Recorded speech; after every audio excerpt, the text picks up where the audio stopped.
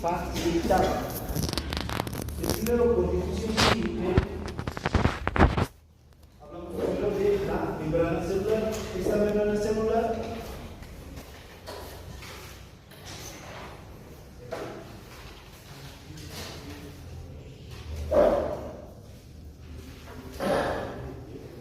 que es una bicapa lipídica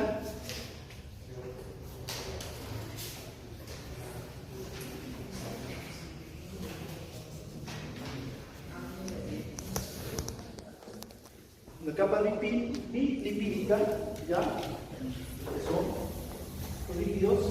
Entonces, una cara estaba mirando al líquido extracelular y otra a la cara intracelular. Por esta membrana lipídica, ¿cómo? ¿Qué elementos pasaban? ¿Quién puede? Listo. ¿Recuerda qué elementos pasan por la membrana lipídica? Sustancias liposolubles. ¿Qué sustancias liposolubles tenemos? Oxígeno, Alcohol, CO2, alcohol, CO2, oxígeno y anestésicos. y los anestésicos. También habíamos hablado de hidrógeno. ¿Ya? Ahora, por esta capa lipídica, ¿pasaba el agua? No. ¿Qué necesita el agua para? Conducto proteico. Entonces, teníamos un conducto proteico por donde pasaba el agua.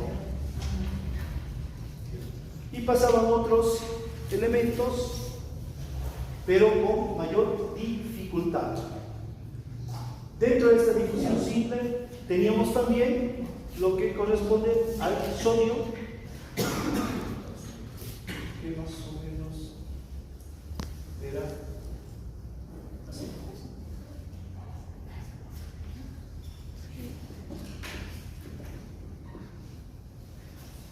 Teníamos otra.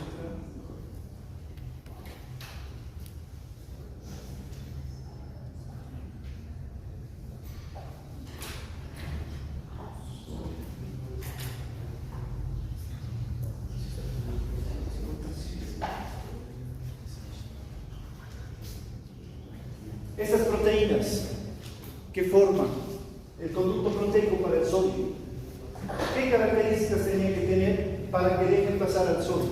Carga negativa. Necesitan tener cargas negativas. ¿Ya? Entonces, estas cargas negativas atraen a las moléculas de sodio para que esta parte de aquí, esta compuerta se abra en un momento para que el sodio pueda ingresar al líquido intracelular. ¿Y qué pasaba con el potasio? Salía. ¿Qué necesitaba para que se abra esta compuerta y salga el potasio? Tenía que entrar El sodio al interior de la célula. ¿Y qué pasaba? Se volvía positivo. esa manera podría escribir potasio. Si no entraba el sodio no puede escribir. Exacto. Entonces, el sodio cambiaba las cargas negativas del interior de la célula para que se abran las compuertas de potasio y el potasio pueda ingresar fuera de la célula. Luego teníamos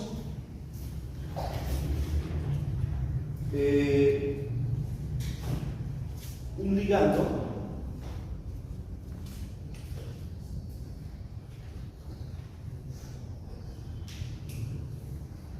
que era la acetilcolina.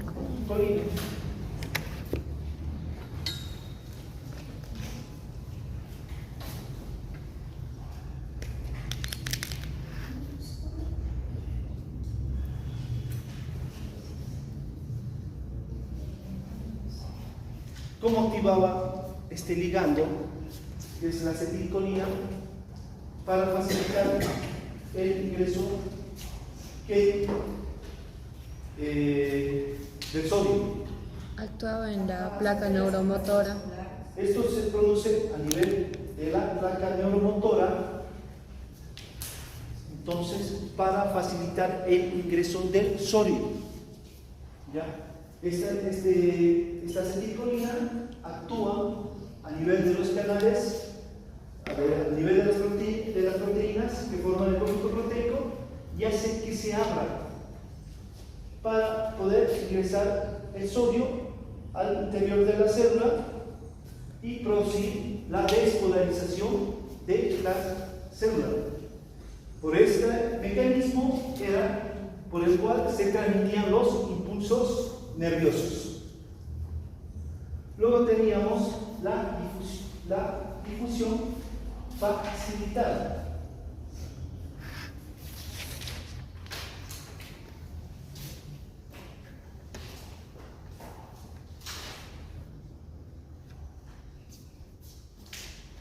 ¿Quién jugaba aquí? ¿Quién estimulaba la difusión facilitada? ¿Quién? Ya, pero ¿de qué dependía quién estimula la difusión facilitada de la glucosa? La insulina. Entonces, la glucosa, vemos aquí, ingresaba a este nicho y cambiaba la configuración de esta proteína y la catapultaba dentro de la célula. Entonces, gracias a esa difusión facilitada que es estimulada por la insulina, la glucosa puede ingresar dentro de la célula.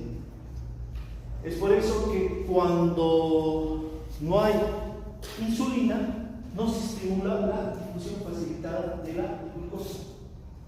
Y es por eso que se va a producir la hiperglicemia.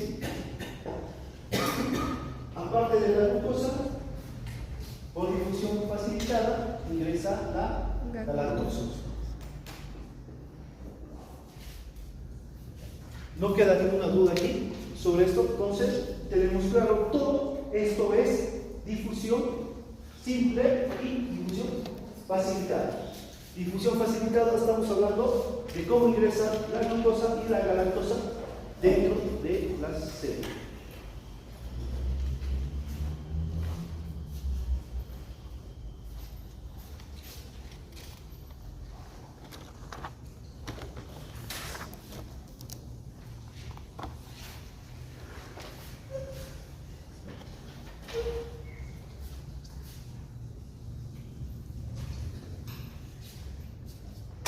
Luego teníamos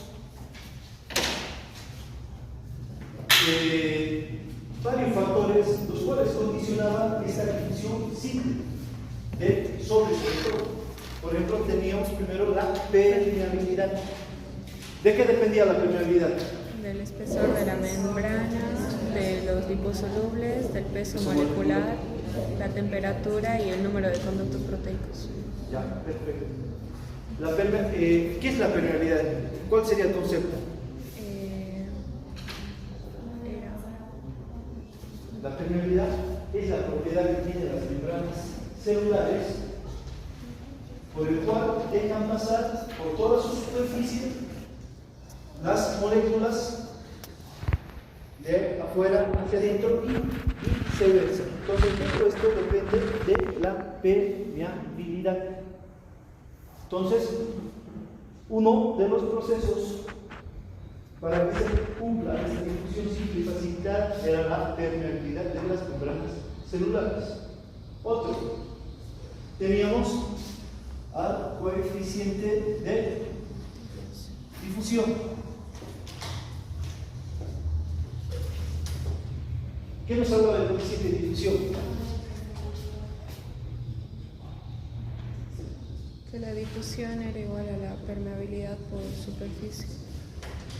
Que la difusión es igual a la permeabilidad por la superficie total de la membrana celular. ¿Qué nos quiere decir esto?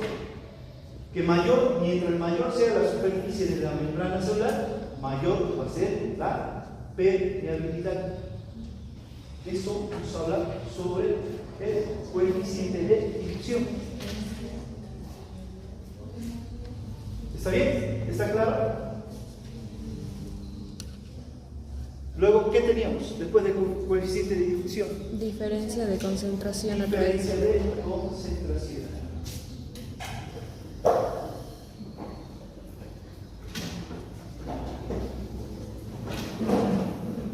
Entonces, tenemos un sector E, un sector I.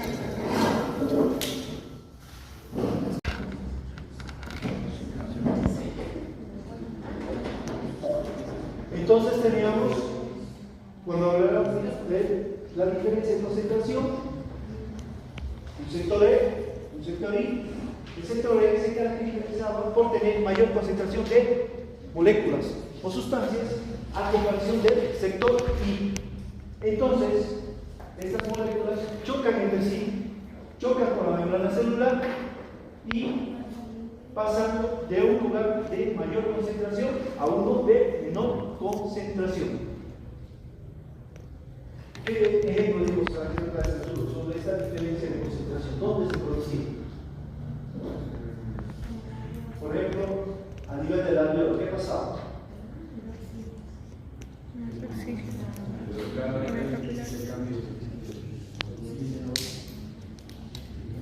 ¿Dónde hay mayor concentración de oxígeno?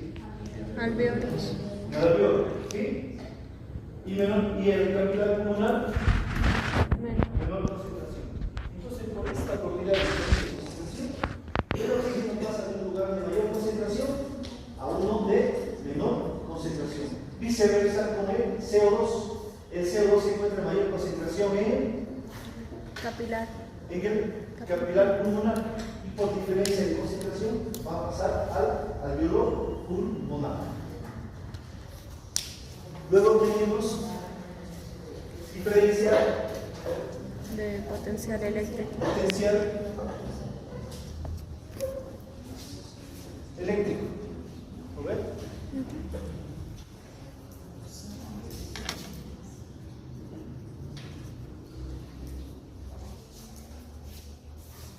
En el mismo caso,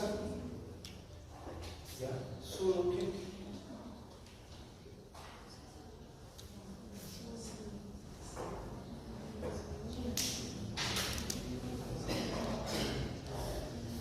¿qué nos decía diferencia de potencial eléctrico? El sector E tenía mayor concentración de moléculas y mayor cantidad de moléculas con cargas negativas. El sector I tenía menor concentración de moléculas y con carga positiva. ¿Qué pasaba aquí? Estas cargas negativas repelen a las moléculas y estas cargas positivas atraían a las moléculas. Por lo tanto, pasaban las moléculas del sector E al sector I. Entonces, había un movimiento de moléculas de izquierda a derecha. Había un momento que había mayor concentración de moléculas en el sector I. ¿Ya? Entonces, siempre aquí tiene que haber un equilibrio. Y las moléculas pasaban al sector E de izquierda a derecha. Entonces, este equilibrio es manejado por una ecuación de fuerza automotriz, se llama. No, es otra. Este es potencial eléctrico, diferencia de potencial eléctrico. ¿Ya? Entonces, esto se llama, es manejado por la ecuación de fuerza automotriz, la cual es la resta del sector E con el sector I para que se produzca un equilibrio. Otro. Diferencia de presión. Diferencia de presión.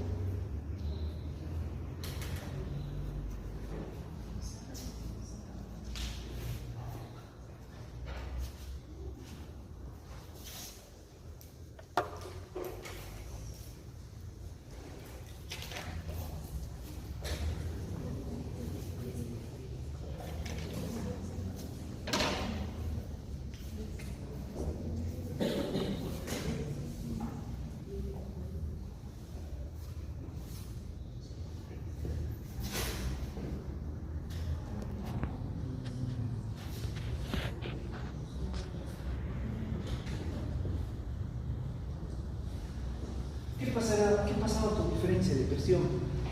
Cristian, ¿qué pasa por esto? ¿Diferencia de presión? ¿Cómo era? ¿Qué tenía que haber? En esto nos dicen que hay un pistón, por ejemplo, el cual ejerce presión sobre el sector I, perdón, ¿ya? Entonces, las moléculas se reúnen, chocan entre sí, chocan con la membrana celular y pasan a un sector I. Entonces hay un movimiento de izquierda a derecha. Entonces, por diferencia de presión, las moléculas van a pasar de un lugar a otro.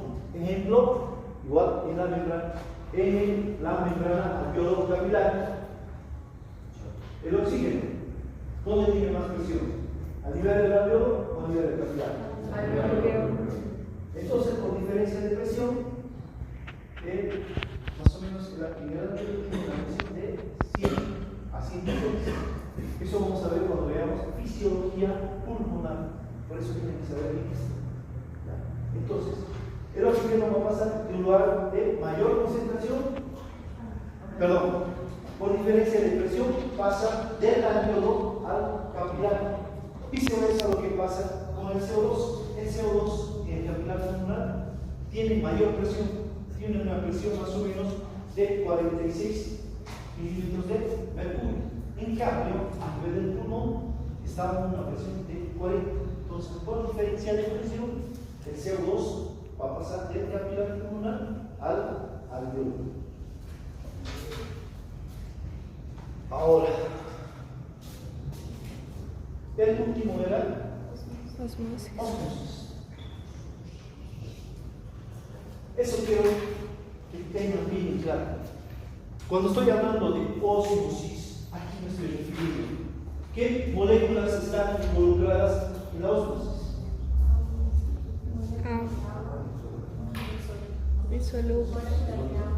Solo están involucradas las moléculas de agua.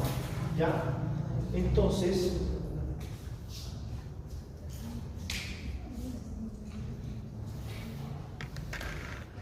tengo una membrana semipermeable,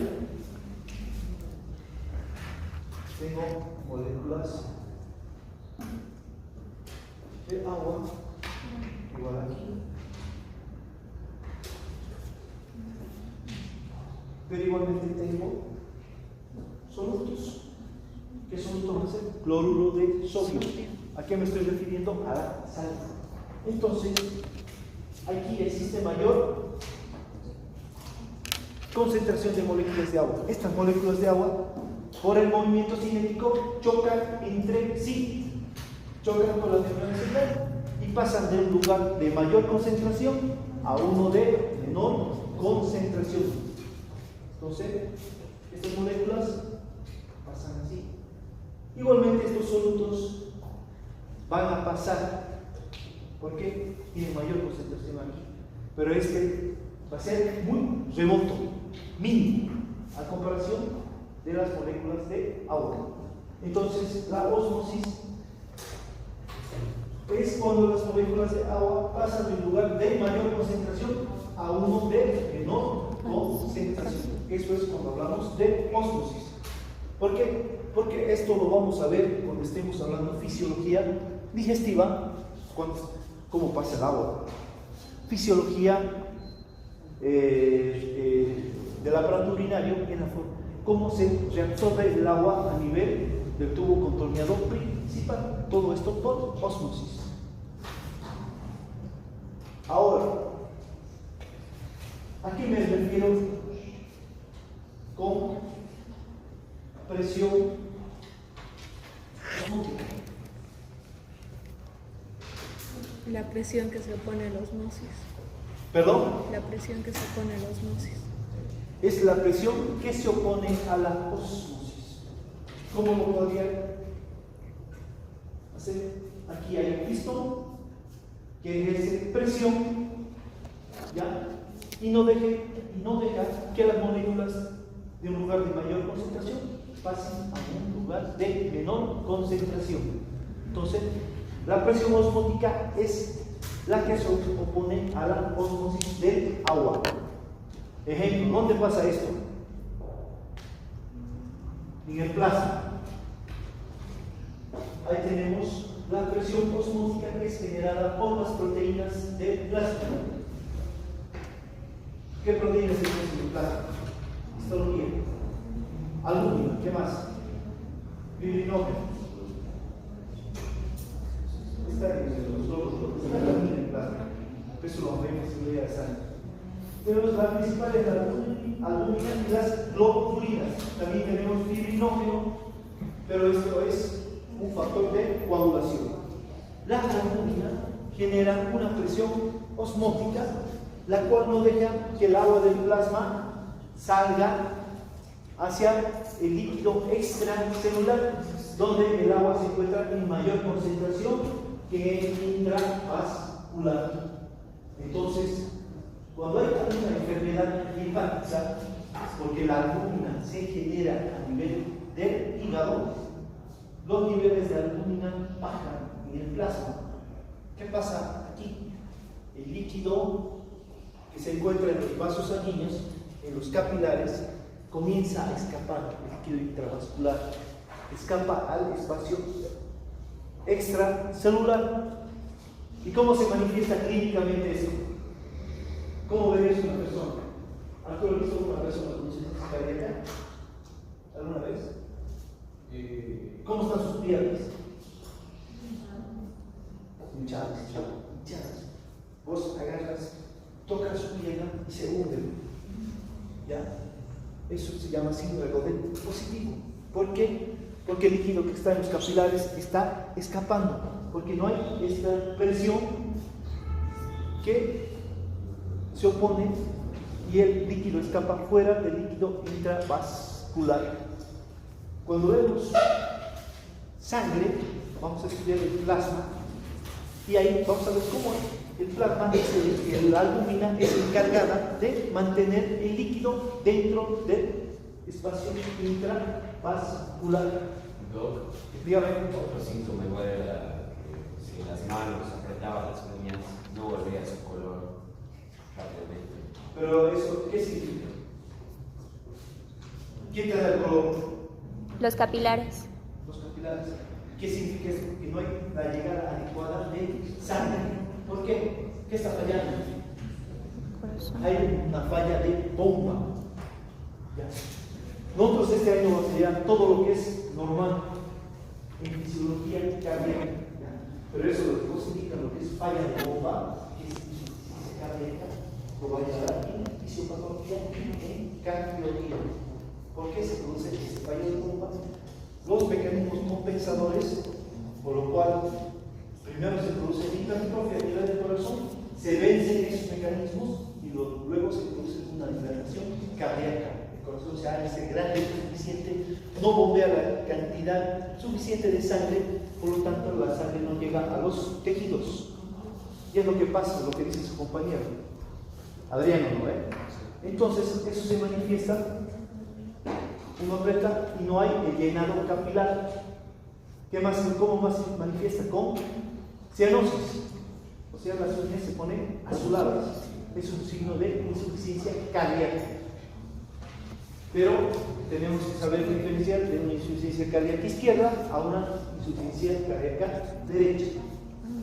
Entonces, vimos todos estos procesos, los cuales son los encargados de manejar la difusión sísmica.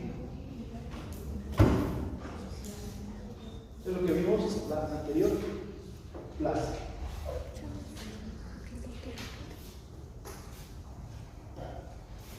Quiero hacer un repaso con las diapositivas que tengo. ¿Cuál sería la diferencia de este transporte activo con la difusión simple y facilitada? ¿Qué necesita? Energía. Aquí, para que se produzca la salida de las moléculas, se necesita energía.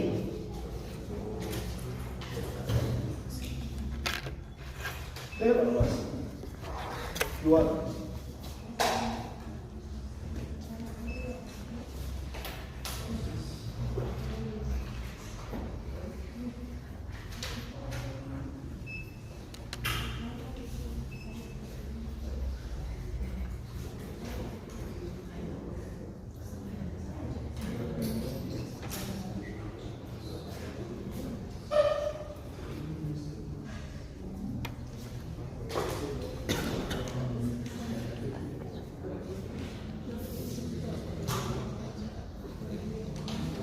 Entonces, si vamos a hablar de difusión pacífica, primaria, activa primaria, ¿qué tenemos que saber? Tenemos una membrana celular, que es una bicapa lipídica, ¿ya? Entonces, se ha producido la difusión simple, el sodio ha ingresado dentro de la célula y el potasio ha salido fuera de la célula. Pregunto, ¿qué pasa si el sodio se queda dentro de la célula? No. ¿Qué pasa si el sodio se queda dentro de la célula? ¿Cómo se llama usted? Daño. ¿Qué hemos dicho? Cuando ingresa el sodio, ¿qué arrastra?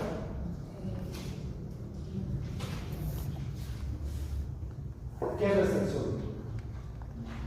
Sí. Siempre que ingresa el sodio, ¿arrastra qué? Potasio.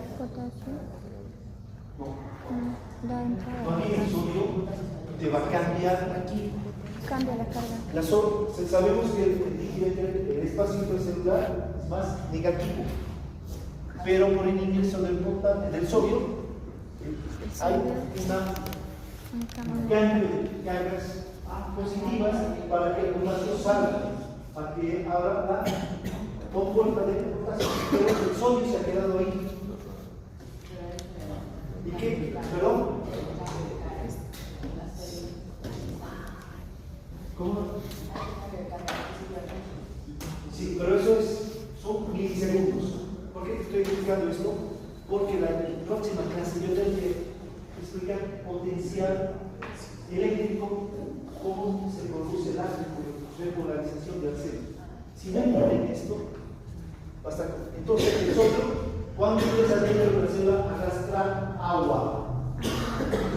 ¿Qué pasaría si sigue ingresando sodio, ingresando agua? ¿Qué pasaría con la célula? Se hincha. ¿Y después qué pasa? Dice, revienta. ¿Ya? Entonces, para que no pase esto, tenemos a la bomba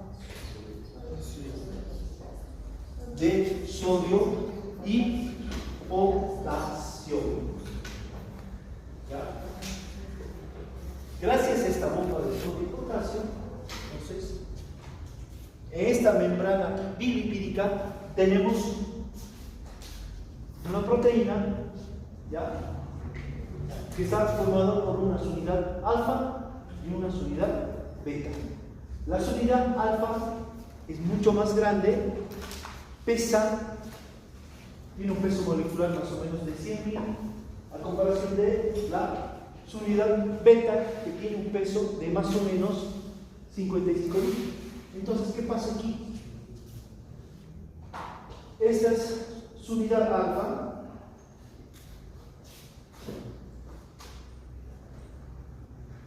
Tiene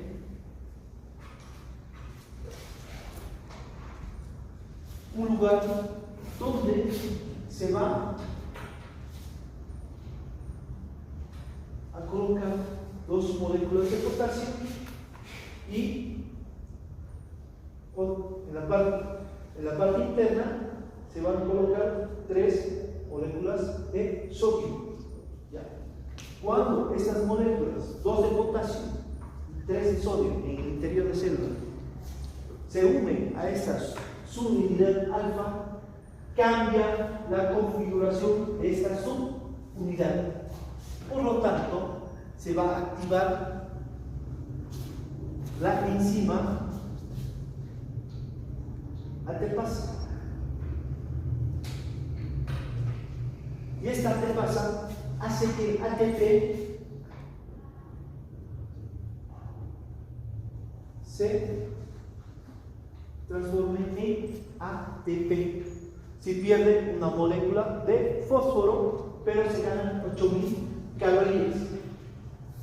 Se produce este cambio de ATP a ADP, cambia la configuración de esa subunidad alfa y salen tres sodios fuera de la célula y ingresan 2 potasios. Entonces, esto es lo que conocemos como bomba de sodio y potasio. ¿Qué necesita para funcionar? Energía. De aquí depende, para que se produzca esta energía, de la ATPasa. La ATPasa actúa sobre el ATP para que se transforme en ADP perdiendo un fósforo. Por lo tanto, la configuración de esta subunidad alfa cambia y introduce 2 potasios y salen 3 sodios. Sí, perdón. Salen 3 sodios y entran 2 potasios, ¿no? Exactamente. Así es. ¿Ya? Esto es cuando me refiero a la bomba de sodio y potasio. ¿Hay alguna duda aquí? Así de sencillo. No sé si ha leído el libro. Justamente se iba a decir, la ATPasa es la enzima encargada de hacer esa función. La ATPasa es la Enzima encargada de hacer Claro. Una enzima, ¿no? Es una enzima. ¿Por qué son enzimas? Son proteínas. Son proteínas. ¿Ya? Entonces, esta ATPasa que se encuentra aquí es la que va a generar energía para que salgan 3 sodios e ingresen 2 potasios. ¿Ya? Entonces, esto hablando sobre la bomba de sodio y potasio.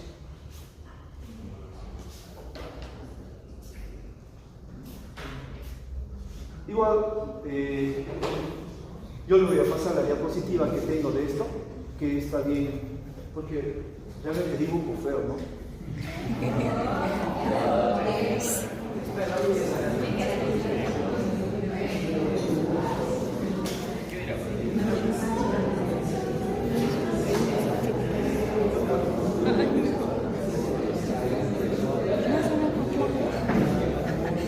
Lo tenemos la bomba de protones.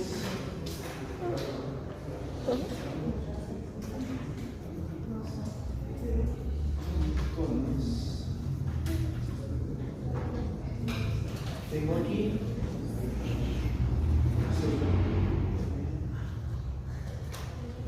cuando hablo de la bomba de protones, me estoy refiriendo al hidrógeno.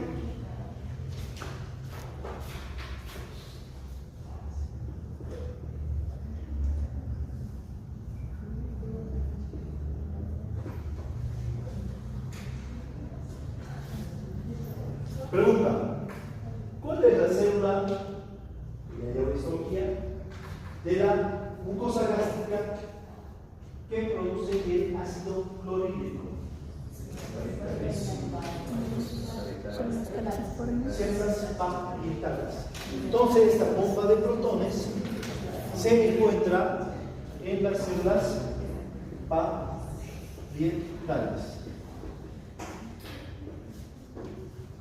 Entonces, aquí tenemos a la cavidad gástrica. Entonces, aquí, a nivel de la célula parietal, igualmente existen proteínas.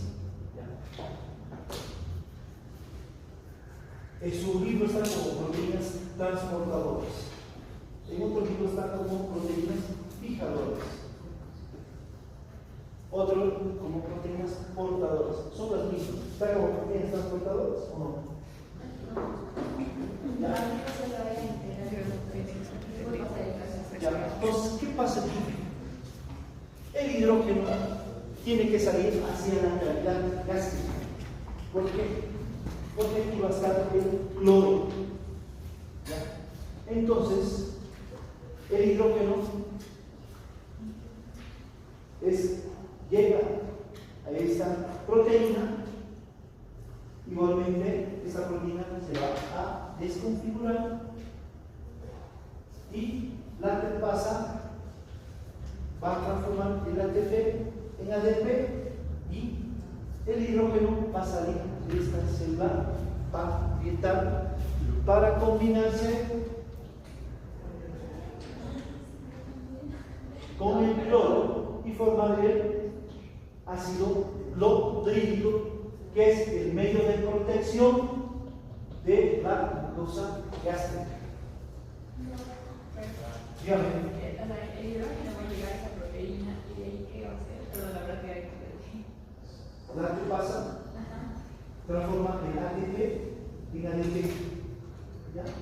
Se descompone la proteína y bombea el hidrógeno fuera de la célula parietal hacia la cavidad gástrica para que se combine con el cloro y se forme el ácido clorhídrico.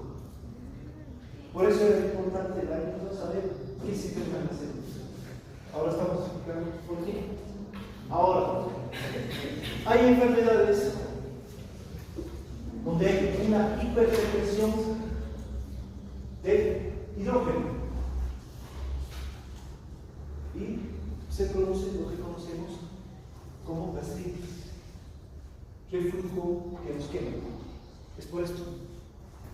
¿Ya? Bueno, es un proceso un poco más complicado que tiene que ver desde las prostaglandinas, pero todo esto, por ejemplo, hay el tratamiento de los inhibidores de la bomba de protones, son medicamentos. ¿Qué medicamentos son? Omeprazol, pantoprazol, inhiben la bomba de protones. ¿Dónde actúan? Aquí, inhibiendo la bomba de protones. Por lo tanto, nosotros estamos haciendo un tratamiento para la acidez gástrica. Dependiendo, es ya un tratamiento que lo hace el médico general, los hacemos también los especialistas y sobre todo los gastroenterólogos. Entonces, ahora ustedes saben cómo se hace mediante la bomba de protones, el hidrógeno sale a la cavidad gástrica para formar el ácido clorhídrico, que es el que da la acidez al estómago para la protección contra virus, bacterias, etc.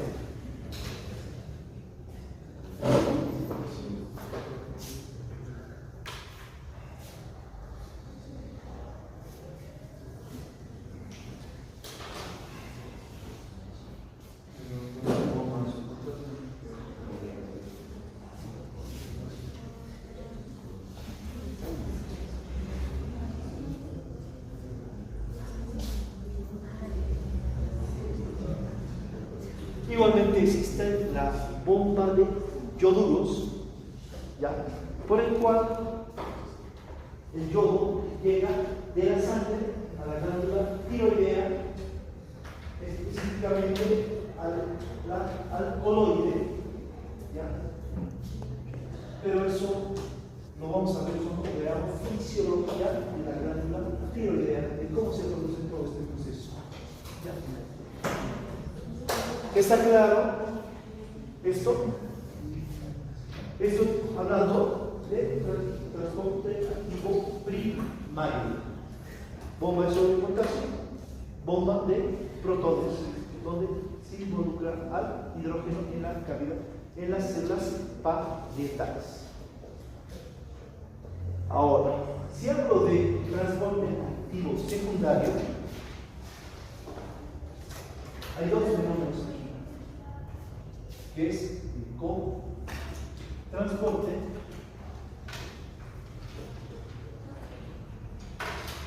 y el contra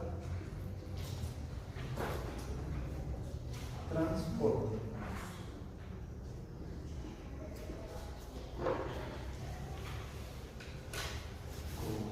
Con-transporte y contra-transporte.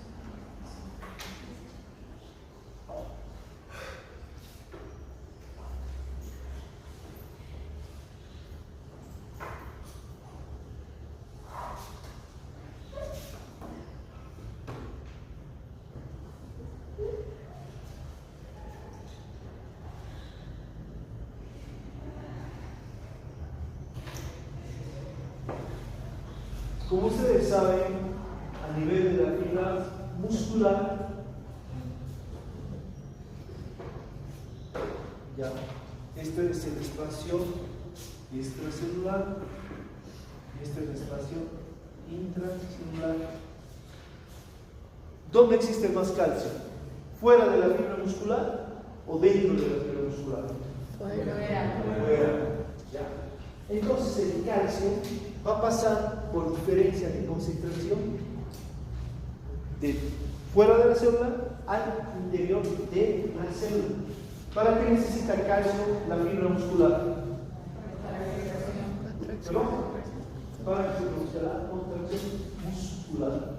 Pero este calcio que ingresa no es suficiente para que se produzca la contracción muscular. Pregunta, ¿de dónde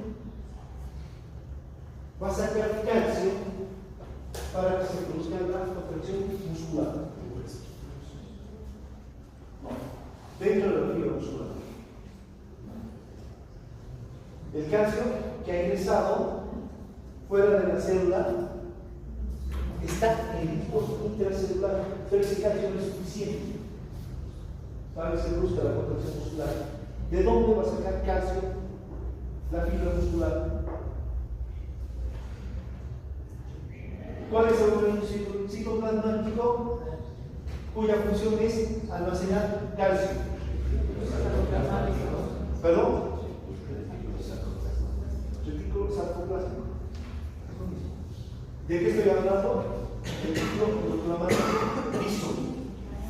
¿De dónde más puede sacar calcio? Aparte del retículo sarcoplástico. De liso y aquilino, que es lo mismo que el retículo sarcoplástico. ¿De qué otro organismo citoplasmático puede sacar calcio? Aparte del retículo sarcoplástico. Esto no está, por ejemplo, cuando hablaban de contracción muscular en el libro de Gaiucci, de la mitocondria. De la mitocondria puede sacar calcio. Entonces, va a aumentar los niveles de calcio en el líquido intracelular, que sería el sarcoplasma. Digamos. Las células musculares tienen igual retículo. El retículo endoplasmático liso se llama retículo sarcoplástico de la fibra muscular, de la fibra muscular estriada. ¿Sí? Es lo mismo, retículo endoplasmático liso, retículo sarcoplástico, es lo mismo. La membrana celular, ¿cómo se va a llamar en la fibra muscular? ¿Pero? Sarcoplasma. El citoplasma. Sarcoplasma. ¿Ya? En la fibra muscular solo cambian los nombres. Entonces, va a salir el calcio del retículo sarcoplástico de las mitocondrias. ¿Dónde va a aparecer el calcio? En la tropomina, activada. No te preocupes de eso. Eso lo vamos a ver cuando veamos contracción muscular. Solo quiero que entiendan. Actúa la actina en la miocina y se produce la contracción muscular. ¿Qué quiero que entiendan aquí? Que necesita este calcio que ha generado la contracción muscular, ¿ya? Tiene que volver a salir de la célula y tiene que volver a ingresar dentro del retículo sarcoplástico y de las mitocondrias. ¿Cómo lo va a hacer? ¿Qué necesita? Ahora necesita generar energía para que pueda salir este calcio fuera de la célula y vuelva a ingresar a la mitocondria y al retículo sarcoplástico. Entonces, en las membranas celular de la fibra muscular, ahora, ¿la mitocondria tiene membrana? ¿Sí o no? Sí. ¿El retículo sarcoplástico tiene membrana? Sí. Entonces, en estas membranas existe el ATP. Pero la enzima ATPasa. Y esta enzima ATPasa igualmente va a transformar el ATP en ADP y genera energía para que el calcio salga fuera de la célula y el calcio vuelva a ingresar dentro del retículo sarcoplásmico y dentro de la mitocondria. Entonces, esto es de cómo se hace para que el calcio pueda salir de la célula luego de la contracción muscular.